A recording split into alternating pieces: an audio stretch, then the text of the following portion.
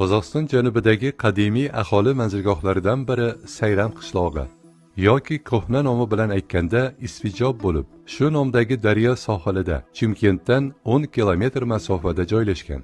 Uning tarixi eramizning 1-asridan boshlanadi. Bu nomi Zardushtiylarning muqaddas kitobi Avestada tilga olingan Janubiy Qozog'istondagi yagona shahardir. Keyinchalik 11-asrda Mahmud Qashg'ariy shunday ma'lumot keltiradi. Savran oq shaharning nomi. Uni yana Isfijob deb ham ataydilar. Mutaxassislar fikricha, bu nomi suq tilidan kirib kelgan. Bu shahar O'rta Osiyoning madaniyat, san'at, fan ravnaq topgan markazlaridan biri bo'lgan.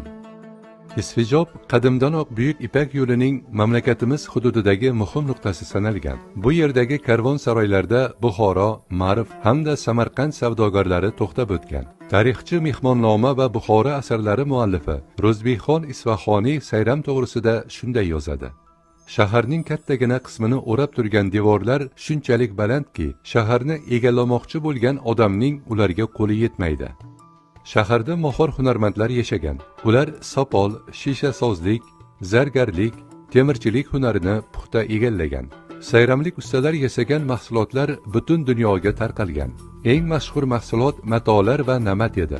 Bugungi kunda ham jahonning ko'pgina muzeylarida sayramlik ustalar yasagan qilichlarni uchratish mumkin. Qadimdan Isfijobning 4 ta darvozasi bo'lgan. G'arbidagi darvoza Chimkent, janubidagi bozor, sharqdagisi Qoramurt, shimoldagisi esa Beldor bozor deb atalgan. Shuni ham eslatib o'tish lozimki, Sayram buyuk sufiy shoir, mutafakkir Xo'ja Ahmad Yassaviyning vatani. Bu yerga hozirgi kunda ham uning ota-onasi Ibrohim ota va Qorasoch ona maqbarasini ziyorat qilish uchun ko'plab ziyoratchilar keladi. Avliyoning otasi Asilzoda badavlat xonadonidan chiqqan. Onasi esa Sayramning mashhur shayxi Musoning qizi bo'lgan.